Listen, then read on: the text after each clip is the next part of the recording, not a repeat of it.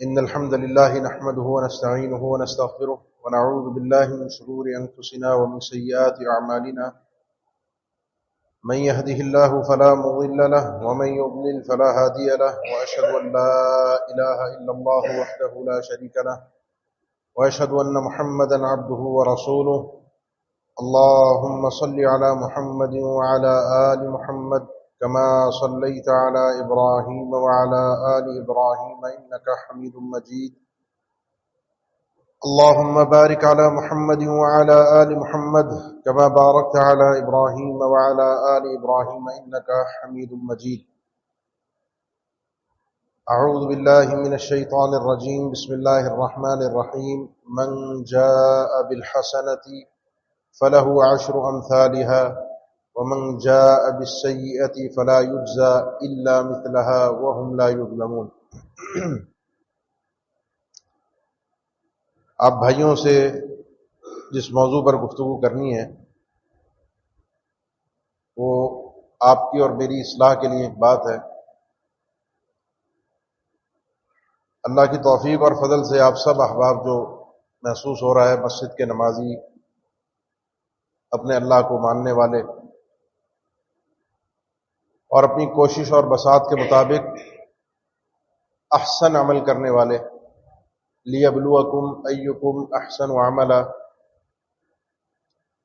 کہ جو اخلاص اور سنت کے مطابق عمل ہوتا ہے اس کے مطابق آپ اور میں کوشش کرتے ہیں کہ ہماری نیکیاں ہم سے سرزد ہو سکیں۔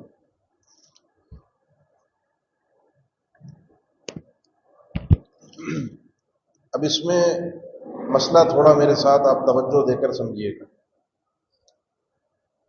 ایمان کے بغیر، عقیدے کے بغیر، توحید کے بغیر بارگاہ الہی میں کل قیامت کے دن ترازو میں نیکیوں کی کوئی حیثیت اور کوئی ویلیو نہیں۔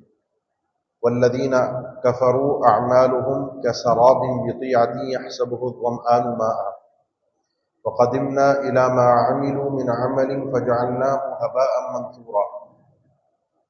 یہ کافر لوگ جب قیامت کے دن اپنی نیکیاں لے کے بارگاہ الہی میں پہنچیں گے تو ان کی نیکیوں کی حیثیت اور اوقات ہم ایسے بنا دیں گے جیسے آپ سورج کی شعاؤں میں سائے میں بیٹھ کر ایک رواں اڑتا ہوا دیکھتے ہیں، چند ذرات آپ کو اڑتے ہوئے نظر آتے ہیں جن کی کوئی حیثیت، کوئی اوقات اور کوئی وزن نہیں ہے۔ کل قیامت کے دن کافروں کی نیکیوں کا کوئی وزن نہیں ہوگا۔ نیکیاں ان کی ہوں گی، وہ نیکیاں کیا؟ غریبوں کے ساتھ ہمدردی، پڑوسیوں کے ساتھ حسن سلوک، کہیں کہیں ایمانداری، سچ بولنا، یہ نیکیاں ہوں گی۔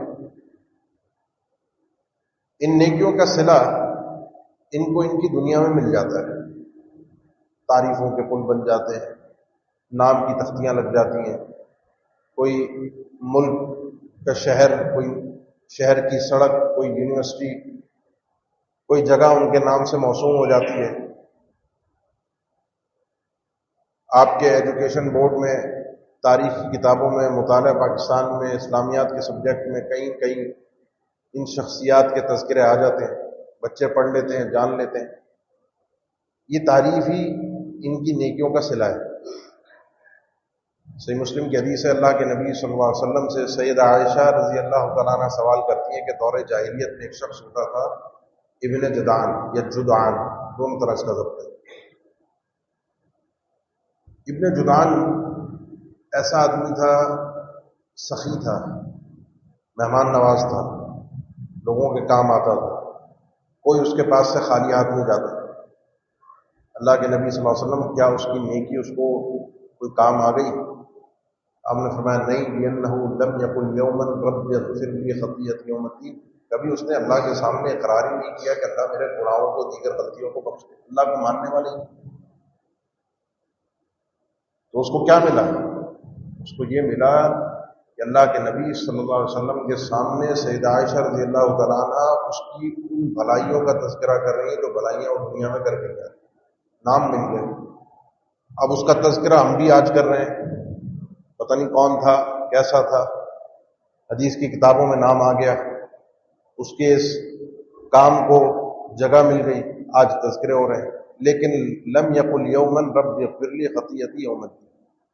لہذا اس چیز کو ہمیشہ اپنے ذہن سے، اپنے پلو سے باندھ لیجئے کہ کل قیامت کے دن ایمان، عقیدہ توحید، اس کے بغیر کوئی نیکی بارگاہ الہی میں وزن نہیں رکھتی۔ یہ بات اپنے پلے سے اچھی طرح باندھ لیں۔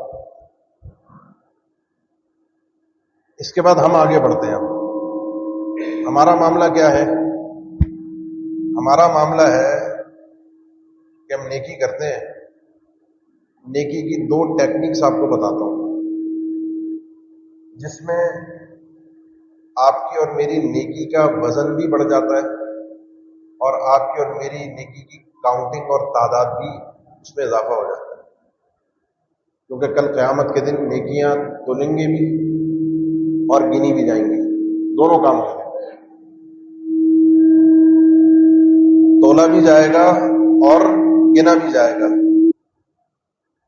اور کاؤنٹنگ میں، گنتی میں، تعداد میں یہ اللہ نے ہمیں قانون ذکر کر دیا۔ بعض علم کا کہنا ہے کہ یہ بھی خصوصیات امت محمدیہ میں، لیکن اس کی کوئی صریح دلیل نہیں ہے کہ جو اللہ کی بارگاہ میں ایک نیکی کر کے آئے گا، وہ ایک نیکی آپ ملٹی پلائی کر دیں، ضرب کر دیں اس کو 10 سے، ہر نیکی ملٹی پلائی بائی 10، وہ آگے جو رزلٹ آئے گا یہاں سے نیکی سٹارٹ ہوگی۔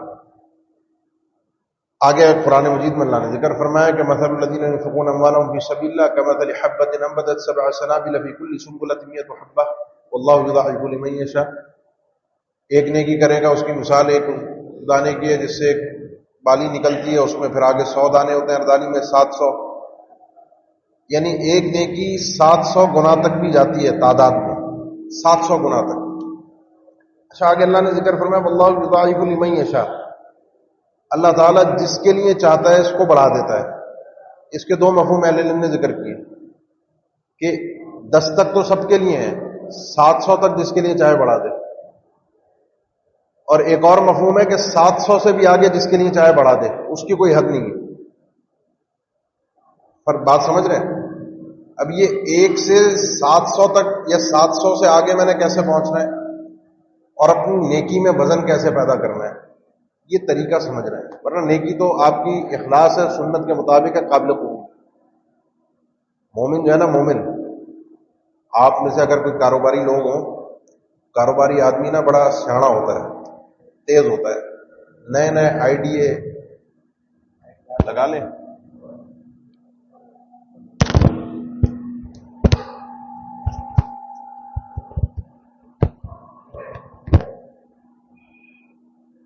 مومن جو ہے وہ کاروباری آدمی کی طرح سیاڑا ہوتا ہے۔ کاروباری آدمی نا وہ کم سرمایہ میں زیادہ منافع کمانے کی کوشش کرتا ہے، کم ٹائم میں زیادہ سودا بیچنے کی کوشش کرتا ہے، ایسے ہی ہے نا۔ اور نئی سے نئی چیز، زیادہ سے زیادہ چیز مارکیٹ میں پہلے میرے پاس آئے، پہلے مجھے پتہ چل جائے، بالکل یہی سوچ ایک مومن کی ہوتی ہے نیکیوں کے بارے میں۔ کم ٹائم میں کم چیزیں زیادہ کما جاؤں، اپنے آپ کو ملٹی پلائی بائی 10 نہیں، میرا اللہ واللہ یضاعف لمن یشاء میں شمار کر دے۔ کیوں؟ مسئلہ کیا ہے؟ مسئلہ یہ ہے کہ ایک اہل علم یہ بات کہہ گئے ویل لمن غلبت احادہ عشراتی، آدمی ہلاک ہو گیا، برباد ہو گیا جس کے پاس یہ ایک ایک والی جو چیزیں ہیں نا، یہ اس کی 10 والی چیزوں سے بھاری پڑ گئی۔ ایک ایک والی چیز کیا ہے؟ گناہ۔ یہ اللہ کی رحمت ہے کہ گناہ ایک کرو گے ایک ہی لکھا جائے گا۔ بخاری کی حدیث تو آپ سب کے علم میں ہوگی، ایک بندہ نیکی کا ارادہ کرتا ہے، نیکی کر لیتا ہے، 10 لکھ دی جاتی ہیں۔ نیکی کا سوچتا ہے میں کروں گا، نہیں کر پایا، 1 نیکی لکھ دی جاتی ہے۔ گناہ کا سوچتا ہے کروں گا، کر لیا، 1 گناہ لکھا جاتا ہے۔ گناہ کا سوچا کروں گا، نہیں کیا، لیکن روایات میں وضاحت ہے لِأَنَّهُ تَرَكَ مِن جَرَّائِي، اللہ تعالیٰ فرماتا ہے جیسے قدسی اس بندے نے میری عظمت و جلال کی وجہ سے گناہ چھوڑا تھا، اب یہ گناہ کرنے، ارادہ کرنے کے بعد نہ کرنا اللہ کے لیے، یہ ایک اور نیکی لکھ دی جاتی ہے۔ کیا نہیں ہے اس نے کچھ نہیں، بس گناہ چھوڑ دیا ہے۔ گناہ کا موقع آیا تھا، جھوٹ بول کے کما سکتا تھا، جھوٹ بول کے بچ سکتا تھا، گناہ کا موقع تھا نماز چھوڑ سکتا تھا، گناہ کا موقع تھا کسی کو دھوکہ دے سکتا تھا، گناہ کا موقع تھا چوری کر سکتا تھا، گناہ کے مواقع آتے گئے، لیکن اللہ کی عظمت و جلال اس کے دل و دماغ میں آئی، لولا ارآ برہان ربی. ایسے موقعوں پر، گناہ کے موقعوں پر اللہ تعالیٰ اپنے بندے کو اپنی برہان دکھاتا ہے، اور وہ برہان یہی ہوتی ہے کہ دیکھ بندے، اگر یہ گناہ تو نے چھوڑ دیا تو اس کے بدلے اللہ کے ہاں بہت کچھ ملے گا. اس وقت اللہ کا احترام، اللہ کی عظمت، اللہ کا جلال، اللہ کا اکرام، اللہ کی قدر و منزلت انسان کے دل میں آ جاتی ہے. اللہ کی توفیق ہے بندہ گناہ چھوڑ دیتا ہے، اس کے لیے ایک نیکی لکھی جاتی ہے. اب جس بندے کی یہ ایک ایک والے گناہ جو ہیں یہ 10 700 گناہ نیکیوں پر بھاری ہو گئے، بتائیں یہ ہلاک و برباد ہو گئے یا نہیں ہو گئے؟ اب مجھے پہنچنا ہے 700 تک، 700 سے آگے. اللہ یضاعف لمن یشاء، اللہ جس کو اتنا آگے بڑھا. اس کے لیے 2 باتیں بس عرض کرنی ہے، لمبی چوڑی بات نہیں ہو، تاکہ آپ کو بات سمجھ میں آ جائے، کیونکہ زیادہ لمبی چوڑی بات ہو جاتی ہے نا تو بات بھول بھی جاتی ہے. اللہ کے نبی صلی اللہ علیہ وسلم نماز پڑھی، ذکر کیا، اٹھ کے چلے گئے، اپنا کام کاج نپٹایا، دن چڑھ گیا، واپس آئے، اپنے گھر میں تشریف لے کر گئے. آپ کی بیوی بیٹھی ذکر و اذکار میں تھی. پوچھا اما زلتی اعلیٰ تلک الحال التی ترکتک علیہا، صبح سے اسی طرح بیٹھی ہو جب میں چھوڑ کر گیا تھا اس وقت سے اب تک یہی بیٹھی ہو اور ذکر و اذکار کیے جا رہی ہو؟ کہنے لگی ہاں. مطلب ایک اندازے سے گھنٹوں کی کہانی تو ہوگی، کم از کم کچھ نہیں فجر کے بعد سے لے کر سورج اوپر آنے تک 1.5 سے 2 گھنٹے تو لگ ہی جاتے ہیں کم از کم. فرمایا کہ میں نے لو قلت بعد کی 4 کلمات، تم نے جتنا ذکر کیا، جتنی بات کی، اس سب سے زیادہ بھاری میرے 4 کلمے تھے جو میں نے اس وقت ادا کیے تھے. ذکر کیا میں نے اور اس میں 4 کلمات تھے، تو تمہارے اس 1.5-2 گھنٹے کے ذکر سے زیادہ بھاری ہے، وزن میں زیادہ بھاری ہیں. اور وہ کیا ہے آپ کے علم میں ہے؟ میرے خیال ہے ہوگا اکثر کے علم میں. سبحان اللہ وبحمدہ عدد خلقہ ورضا نفسہ وزنۃ عرشہ ومداد کلمات. سبحان اللہ وبحمدہ، اب عدد خلقہ ورضا نفسہ وزنۃ عرشہ ومداد کلمات، یہ 4 کلمات. یہ ہے ڈھنگ اور سلیقہ نیکی کرنے کا، ٹیکنیک نیکی کرنے کی. کس وقت کیا کرنا ہے؟ تھوڑے سے ٹائم میں زیادہ اجر کما جاؤ، فائدہ بھی ہو جائے، میں اپنا اور کام بھی کر لوں، مجھے بھی فائدہ ہو جائے، اور اس میں نیکی اور اجر، میرا پلڑا، میرا ترازو، واللہ یضاعف لمن یشاء، یہ بڑھ جائے. یہ طریقہ کار مجھے اور آپ کو تھوڑا سا سوچنا پڑے گا، کس وقت کیا کرنا ہے. میں ایک مثال دیتا ہوں.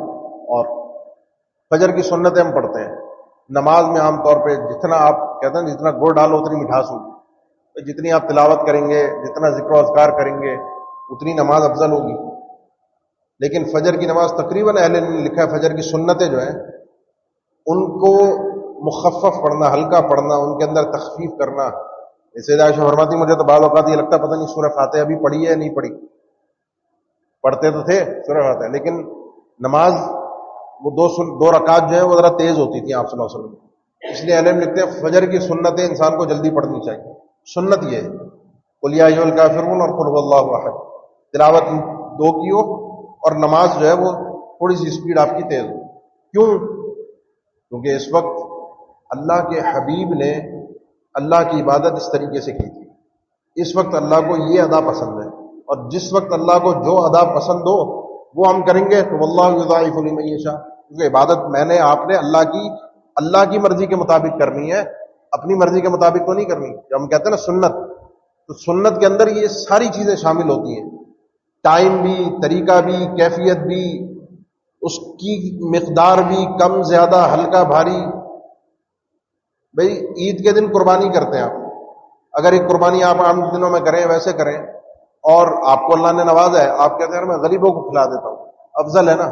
آپ خود کھائیں گے چلے کھا لیا،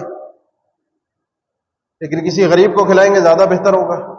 لیکن عید کے دن قربانی کر کے پہلے اپنی قربانی سے کھانا، خود کھانا، علم کہتے ہیں افضل ہے. کیوں؟ کیونکہ اللہ کے حبیب نے جب یہ قربانی جو اللہ کی عبادت ہے، عظیم ترین عبادتوں میں سے ایک عبادت قربانی، قل ان صلاتی و نسکی و محیای و مماتی للہ رب العالمین، اللہ کے نبی صلی اللہ علیہ وسلم نے، اللہ کے محبوب نے قربانی کرنے کے بعد دن کا آغاز قربانی کے گوشت سے کیا تھا. آپ کا ناشتہ ہی وہ تھا، آپ نے کھایا ہی قربانی کا گوشت. امام شافعی رحمہ اللہ فرماتے ہیں کہ کلیجی جو ہے وہ جلدی پک جاتی ہے، گوشت میں سب سے زیادہ تیز جلدی کلیجی پک جاتی ہے. تو اگر جلدی کھانے کا ہو تو کلیجی پکا کے جلدی کھا لیں. یہ کوئی سنت نہیں ہے کہ کلیجی کھانا سنت ہے. بعض لوگوں میں مشہور ہے کہ عید کے دن کلیجی کھانا سنت ہے. سنت میں قربانی کا گوشت کا ذکر ہے، بس قربانی ہے، وہ کلیجی بھی اسی کے اندر شامل ہے اور ہر چیز اس کے اندر شامل ہے. کیا کریں گے؟ بات سمجھیں تھوڑا سا. یہ ایک طریقہ کار ہوتا ہے کہ کس ٹائم پر کس عبادت کو کس انداز میں کرنا ہے تاکہ اس سے اجر زیادہ مل جائے. مثال کے طور پہ عام حالات میں نماز جو ہے وہ افضل ہے عام ذکر و اذکار، عام دعائیں، عام قرات قرآن سے. کیوں؟ کیونکہ نماز میں ذکر بھی ہے، قرات قرآن بھی ہے، دعا بھی ہے، سب کچھ آ گیا اور سب سے بڑھ کر سجدہ آ گیا. لیکن آپ عصر کے بعد اور فجر کے بعد، فرض پڑھنے کے بعد، اب آپ کے علم میں کوئی نماز نہیں ہے تو آپ کچھ بھی نہیں پڑھیں گے. اللہ کے نبی نے منع فرمایا. اس وقت واللہ یضاعف لمن یشاء میں کیا چیز جائے گی؟ آپ کا قرات قرآن. بلکہ اس وقت جو سنت ہے وہ ذکر و اذکار ہے جو اللہ کے نبی صلی اللہ علیہ وسلم صبح اور شام کو کیا کرتے. یہ دعاؤں سے افضل ہے. پھر کچھ وقت دعاؤں کا ہے.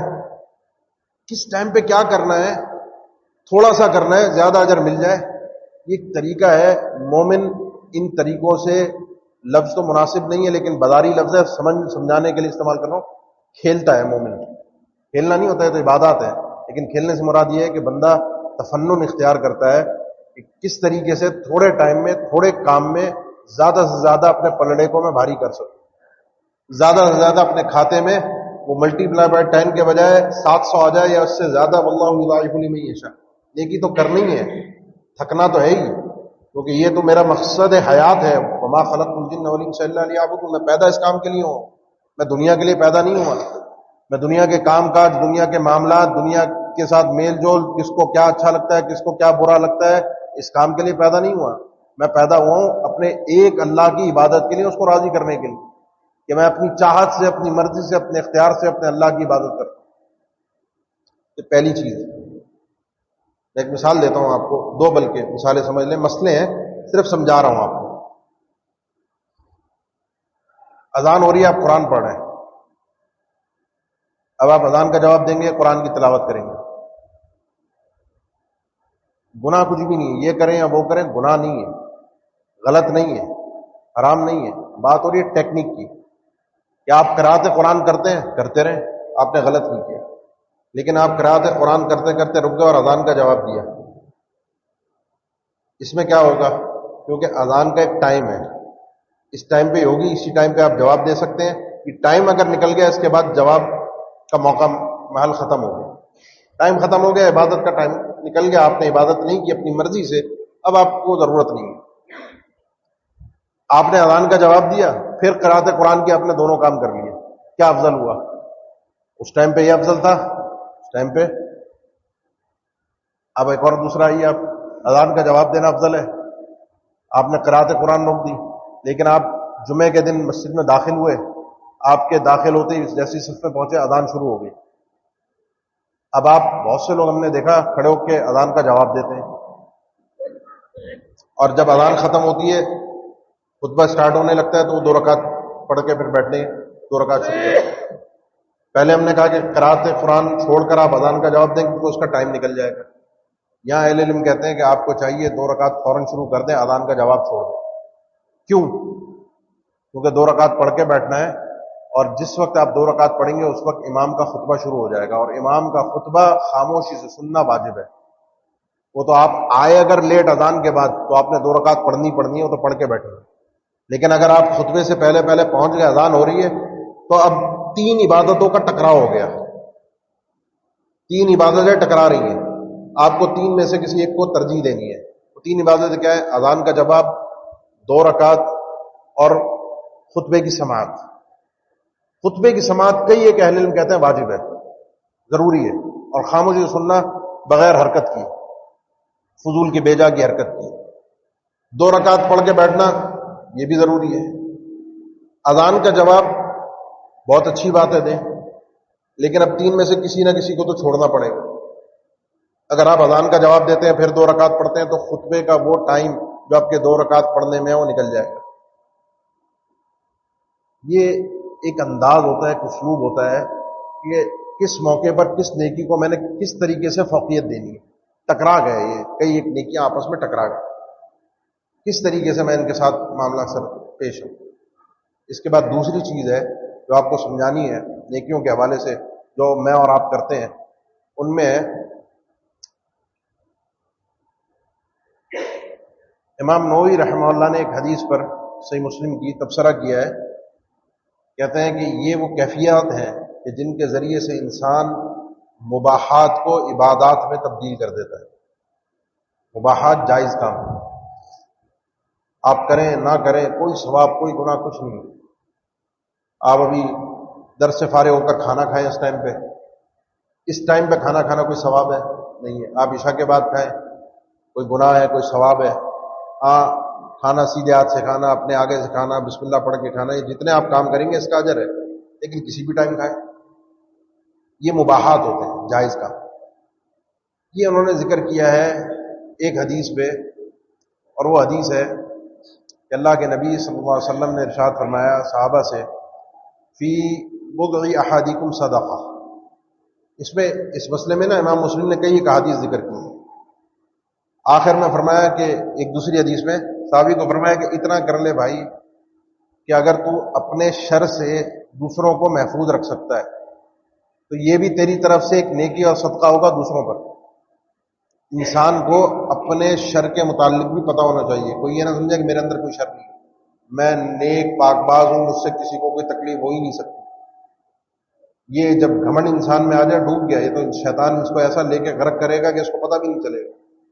اپنی برائی اور اپنے شر کا انسان کو ادراک ہونا چاہیے، میرے اندر کیا برائی ہے کیا شر ہے، اور موقع موقع پر کوشش کرے کہ جب وہ وقت آئے کہ جس وقت اس کا وہ شر باہر نکل کے آ سکتا ہے، اس کی زبان میں تیزی ہے، وہ بدتمیز ہے، اس کی نگاہوں میں ایسی نگاہیں ہیں کہ سامنے والے کو دیکھنے سے تکلیف ہوتی ہے، اس کے سلام کے انداز سے لوگوں کو تکلیف ہوتی ہے، اس کے آنے جانے سے لوگوں کو تکلیف ہوتی ہے.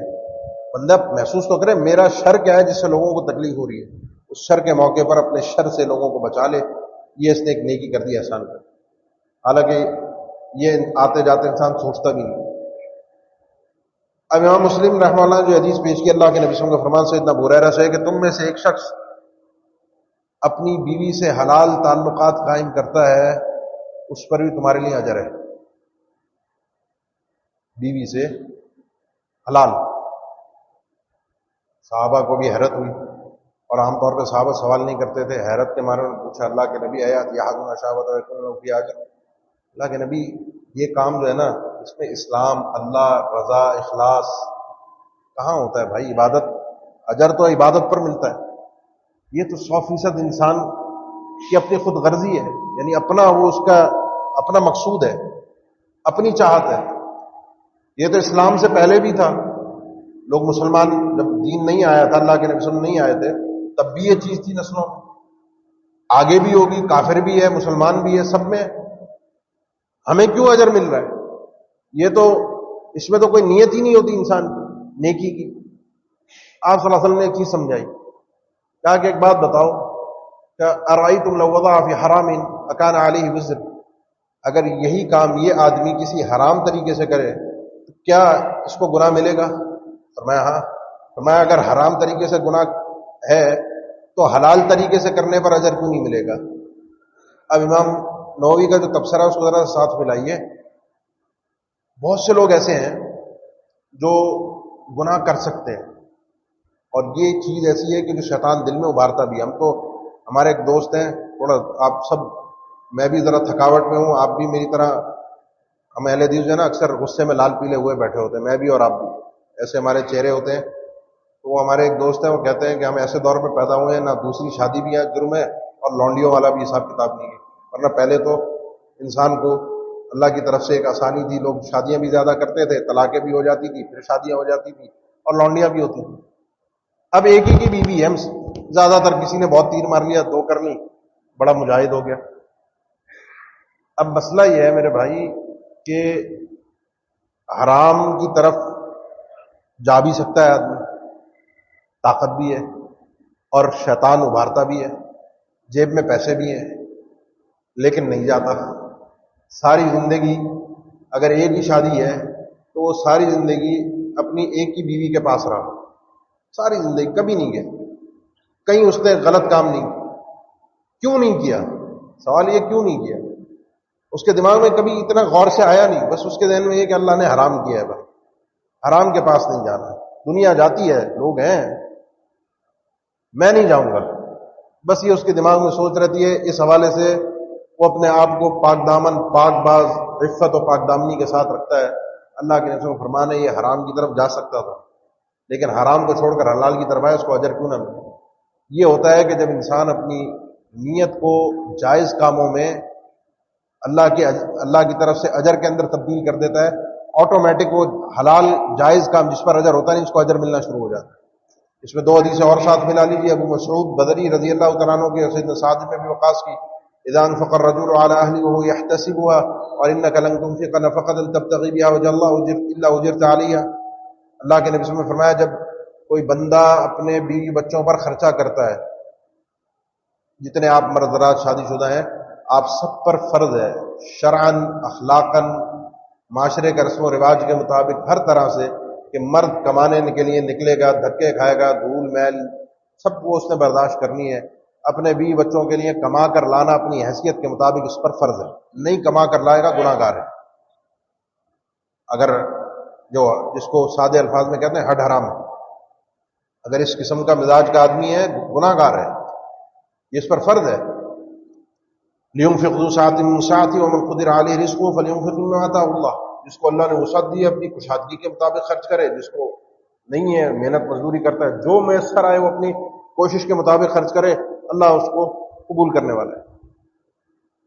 ہم میں سے بہت سے لوگ کمانے کے لیے جاتے ہیں، کما کر لاتے بھی ہیں، معاشرے کی ذمہ داری ہے پوری کرنی ہے، میرا کام ہے،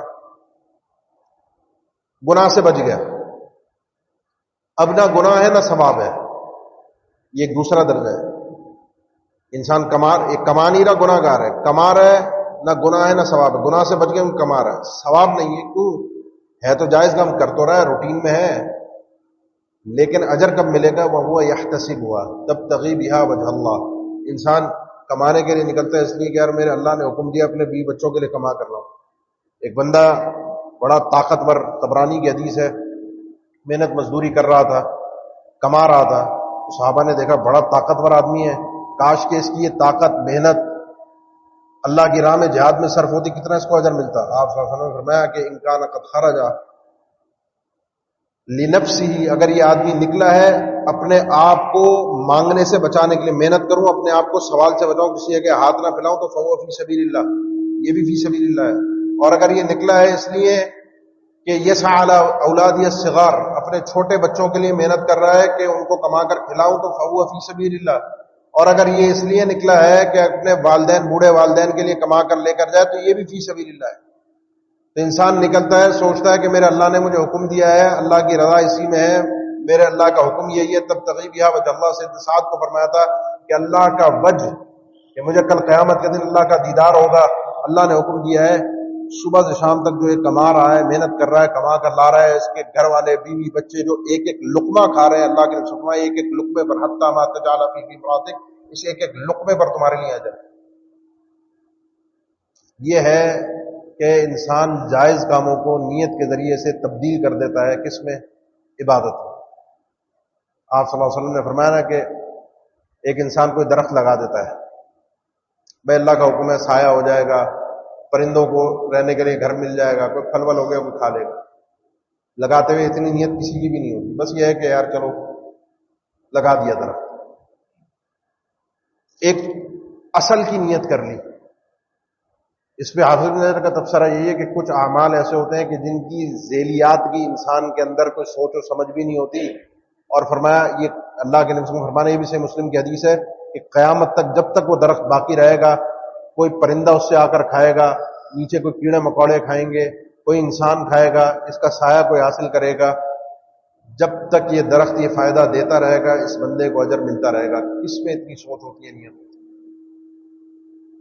بس یہ تھوڑی سی میں نے بتا رہا تھا مزاج ہوتا ہے کہ انسان اس ٹیکنیک سے اپنے آپ کو, اس طریقہ کار سے اپنے آپ کو جائز کاموں کو عبادت کی طرف لے جاتا ہے.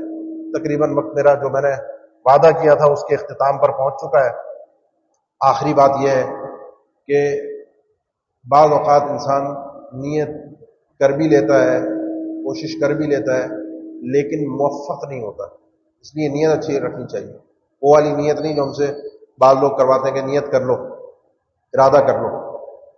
وہ ارادہ وہ والا نیت نہیں, پکی نیت, پکا ارادہ.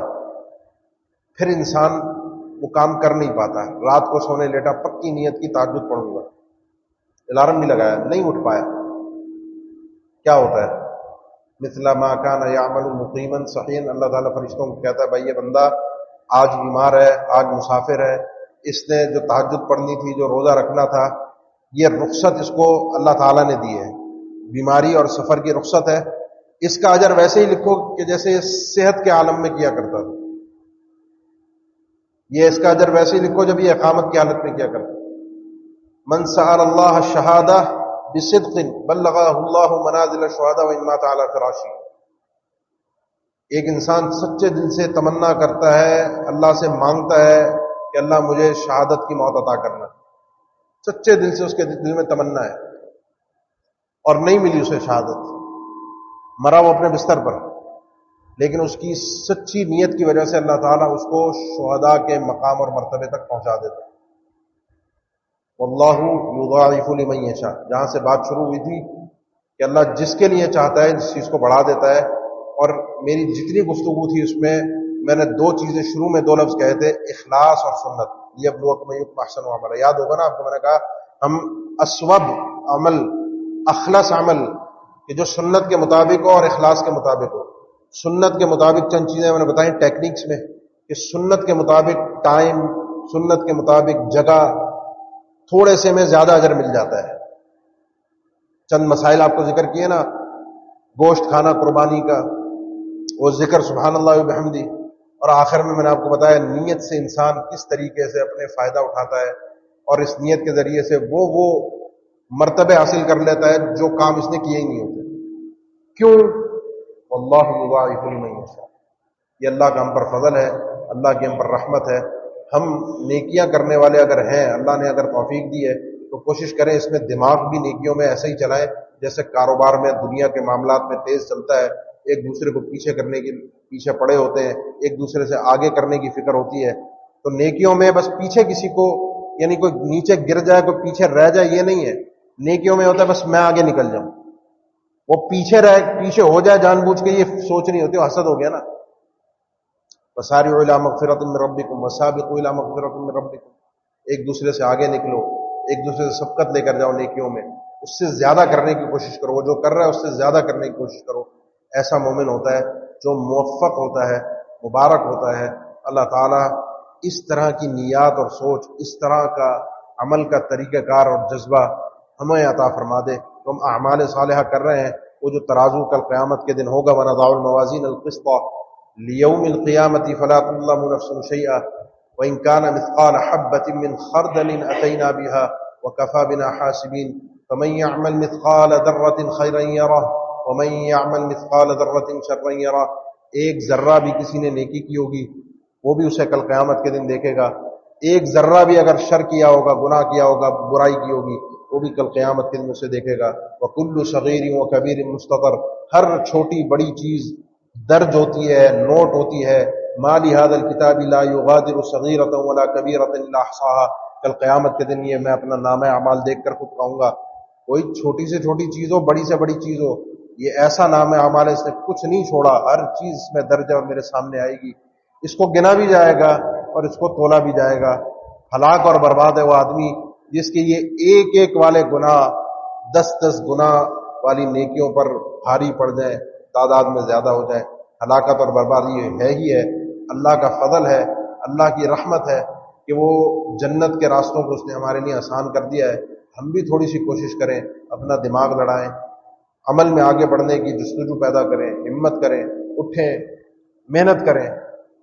پھر ہے کہ جب ہمیں کہا جائے یا ایتھا النفس المطمئنہ ارجعی الی ربک راضیۃ مرضیہ فادخلی فی عبادی وادخلی جنتی، پھر اللہ کی جنت میں مہمان نوازی ہوگی، نزلا من غفور رحیم.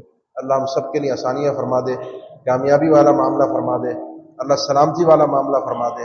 اللہ ہم سب پہ اپنا خاص رحم و کرم اور فضل فرما دے. اللہ ہماری خطاؤں اور لغزشوں کو معاف فرما دے، دنیا اور آخرت کی بھلائیاں اور کامیابیاں عطا فرما دے. ربنا آتنا فی الدنیا حسنہ وفی الآخرۃ حسنہ وقنا عذاب النار. اقول قولی ھذا واستغفر اللہ لی ولکم وآخر دعوانا ان الحمد للہ رب العالمین.